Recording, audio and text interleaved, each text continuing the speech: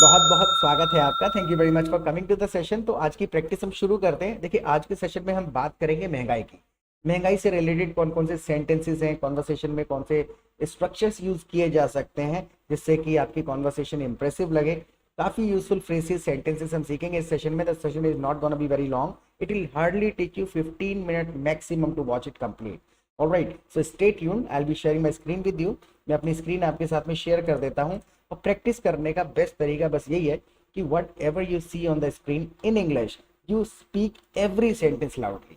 हर sentence को आप जोर से बोलो, जिससे कि आपको सेंटेंसेस का स्ट्रक्चर, ग्रामर खुद से समझ आने लगेगा ऑटोमेटिकली। एक बार ये प्रैक्टिस आप करके देख लीजिए। ये नहीं समझना है मुझे समझ आ गया, सुनना नहीं है, लाउडली बोल के देखेंगे, आपको सेशन का फायदा पूरा पूरा मिलेगा। राइट। हाँ, तो पहला सेंटेंस हमारे पास में, चलो आज महंगाई की बात करते हैं। मान के चलिए आपको स्टार्ट करने से पहले यही कहना है किसी से, चलो आज महंगाई की बात करते हैं। बेसिक सा सेंटेंस है, let's talk about inflation today. Inflation का मतलब लिटरल महंगाई है। हाँ बिल्कुल, महंगाई ही है इसका मतलब।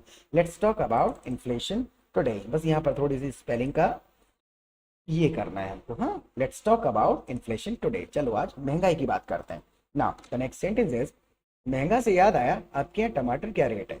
अब देखिए, इस कंडीशन में आके अटक जाते हैं। अगर हम लिटरली शब्दों को ट्रांसलेट करने की कोशिश करेंगे तो यहाँ प्रॉब्लम आती है। महंगा से याद आया, आपके यहाँ टमाटर क्या रेट है। It reminded me of something expensive. अब देखिए, ये इंडिविजुअल सेंटेंस अजीब सा लग सकता है, लेकिन अगर हम दो सेंटेंसेस को कनेक्ट करके बोलेंगे तो आपको समझ में आ जाएगा better. Let's talk about inflation today. जैसी महंगाई की बात करी मैंने, oh it reminded me of something expensive. What is the price of tomatoes at your place. क्या है कि जब तक हम सेंटेंस पूरी सिचुएशन को नहीं बोलेंगे ना, तब तक सेंटेंस कनेक्ट ही नहीं होगा, बनेगा ही नहीं। इंडिविजुअल, रैंडम इंडिविजुअल सेंटेंसेस का हिंदी से ट्रांसलेशन करके कोई फायदा नहीं है। उससे सिर्फ और सिर्फ आप ज्यादा से ज्यादा ग्रामर के बारे में सोचने लगेंगे और कंफ्यूज हो जाएंगे।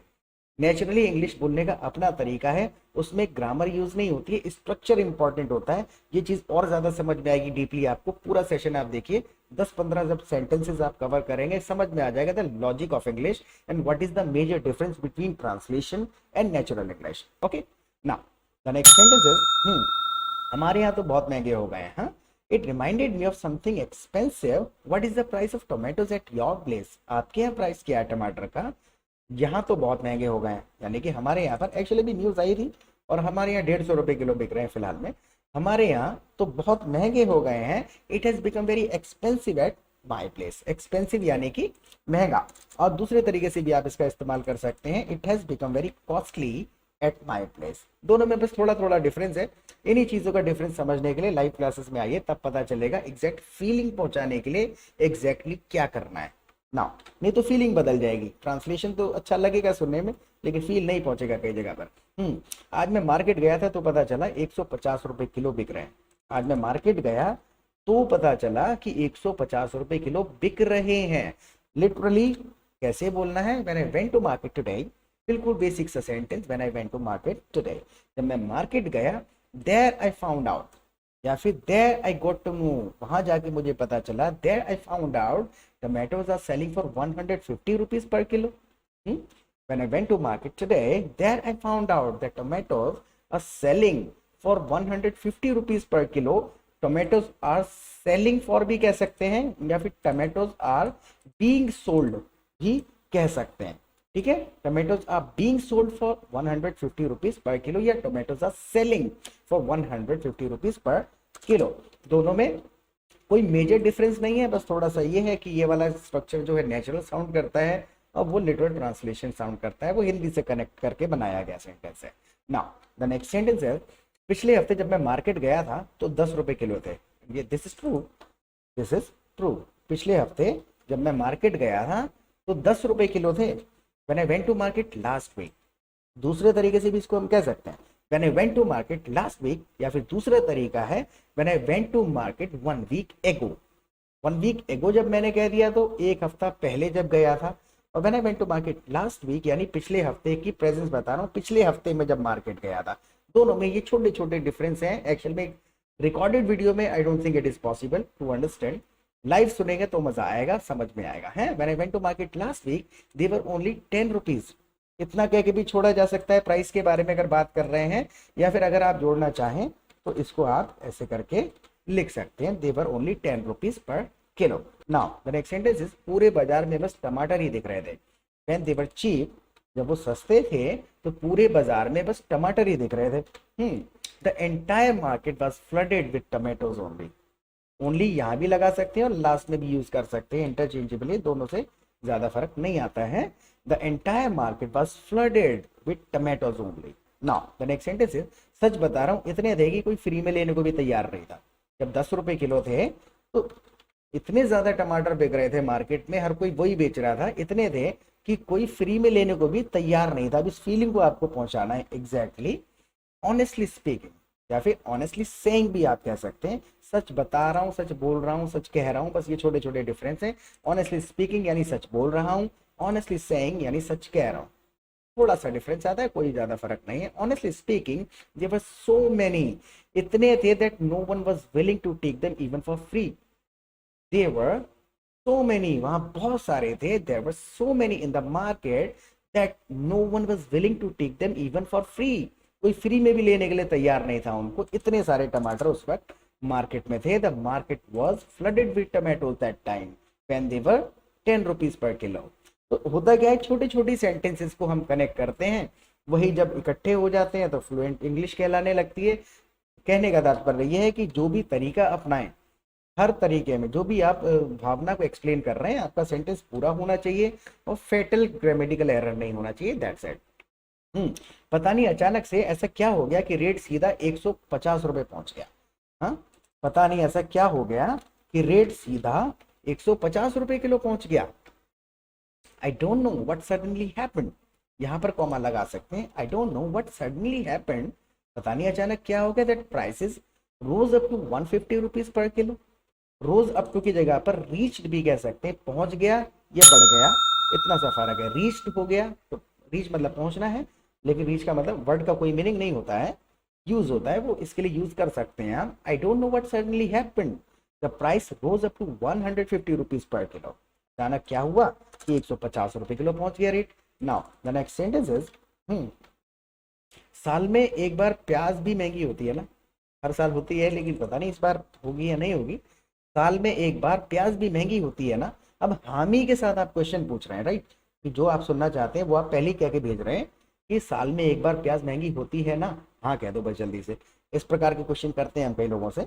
Price of onion also goes up once a year. देखिए एक बार होता है कोई काम, price of onion also goes up, ऊपर जाता है, ऑल्सो बिकम्स एक्सपेंसिव। सिचुएशन के हिसाब से पहले कौन से सेंटेंस बोलने हैं उसके हिसाब से अगले सेंटेंस को बोलना पड़ता है। Price of onion also goes up once a year, right. अगर मैं आपसे ही पूछूं इस चीज को नेचुरली, तो price of onion also goes up once a year, right. अब मैंने आपसे राइट कह के क्वेश्चन पूछ लिया कि सही कह रहा हूं या गलत कह रहा हूं, right. Price of onion also goes up once a year, right. तो अब आपको ओपिनियन देना है अपना कि नहीं मुझे नहीं लगता, एक आधा बार कभी ऐसा हो गया होगा। हाँ, अब या फिर आप कह सकते हैं यस यू आर राइट, और भी कुछ कह सकते हैं। Now the next sentence is क्या आपको पता है कौन से महीने में महंगी होती है? कोई स्पेसिफिक मंथ है वैसे क्या? Do you know which month do they become expensive? Translate नहीं किया इन चीजों को। क्या आपको पता है कौन से महीने में महंगी होती है? Do you know which month do they become expensive, यानी प्याज का दोबारा नाम ना लेते हो बता दिया कि प्याज कौन से महीने में महंगे हो जाते हैं। क्या आपको पता है? Do you know which month do they become expensive. In which month से यहाँ से भी आप इन भी लगा सकते हैं, but it is not compulsory to put in this sentence. इनके बिना भी ये सेंटेंस कंप्लीट है, ग्रामेटिकली भी और स्ट्रक्चर वाइज भी। Do you know which month do they become expensive? अगर पता है तो कमेंट सेक्शन में जरूर बता देना। अगर पता है तो कमेंट सेक्शन में जरूर बता देना। अब देखिए अगर पता है, इस चीज को दोबारा लिख के हम कैसे कह देंगे? If yes please let me know in the comment section. अगर मैं दोनों सेंटेंस साथ में बोलूं तो आपको खुद समझ में आएगा। Do you know which month do they become expensive? If yes please let me know in the comment section. इस तरीके से बोल दिया जाता है ना। अब बार बार मैं डू यू नो यूज नहीं करूंगा, तो ये चीज है जो कि सुन सुन के और माहौल में रह के समझ में आएगी। हाँ, अगला सेंटेंस है हमारे पास में, पहले से खरीद के रख लूंगा। अगर आपको पता हो when the prices of onion go up please let me know in the comment section. मैं पहले से लेके खरीद के रख लूंगा, पहले से खरीद के रख लूंगा। अगर आपको ये कहना है तो बिल्कुल बेसिक सा सेंटेंस है, I will buy them in advance. मैं एडवांस में खरीद लूंगा, मैं पहले से लेके रख लूंगा। अगर आपको इसके अंदर ऐड करना हो, I buy and store them in advance, store साथ में जोड़ लिया आपने, स्टोर कर लूंगा उनको, I buy and store them in advance. Now the next sentence is, क्योंकि प्याज कई दिनों तक खराब नहीं होती है। क्योंकि प्याज कई दिनों तक खराब नहीं होती है। अगर इसी चीज को इंग्लिश में कहना हो हमको, because onion can last for many days without spoiling. अब इस तरीके को नहीं पकड़ना, शब्दों को ट्रांसलेट नहीं करना है, मीनिंग को समझ लिया कि मुझे प्याज की क्वालिटी बतानी है कि खराब नहीं होगी, कई दिनों तक टिकी रहेगी। Because onion can last for many days without spoiling. या फिर इसको और भी कई तरीके से कह सकते हैं, onion can be used for many days without spoiling. Meaning लगभग वही पहुंच रहा है उसका। तो कहने का तात्पर्य यह है कि एक सिचुएशन में, एक सिचुएशन को बताने के लिए कई सारे हमारे पास सेंटेंसेस होते हैं, बस शर्त यह है कि जो भी सेंटेंस यूज करें वो पूरा हो और ग्रामेटिकली इनकरेक्ट ना हो। What the point? Onion can last for many days without spoiling, यानी बिना खराब हुए भी कई दिनों तक रह जाती है प्याज। नाउ द नेक्स्ट सेंटेंस, हालांकि टमाटर का भी सॉस बनाया जा सकता है। हालांकि टमाटर का भी सॉस बनाया जा सकता है। हालांकि मतलब although tomato sauce also can be made, tomato sauce also can be made, टमाटर का भी सॉस बनाया जा सकता है। बिल्कुल बेसिक सा सेंटेंस था। Now the next sentence is, लेकिन सब्जी में अच्छा टेस्ट नहीं आता। लेकिन टोमेटो सॉस से अगर सब्जी बनाए तो सब्जी में अच्छा टेस्ट नहीं आता। It doesn't taste good in करी। टोमेटो को ही हमने यूज कर लिया है, बहुत ज्यादा उसको हमने मॉडिफाई या ट्रांसलेट नहीं किया हिंदी को। टोमेटो सॉस की ही बात चल रही थी यहाँ पर। Now the next sentence is, तो हमें एक्चुअल में घुमा फिरा के बोलना ही पड़ेगा इंग्लिश में, हिंदी से कनेक्ट करके बात नहीं बनेगी। मैंने सुना है टमाटर का सॉस बनाना बहुत आसान है। मैंने सुना है टमाटर का सॉस बनाना बहुत आसान है। I've heard that making tomato sauce is very easy. I've heard that making tomato sauce is very easy. क्या आपने कभी घर पे टमाटर का सॉस बनाया है?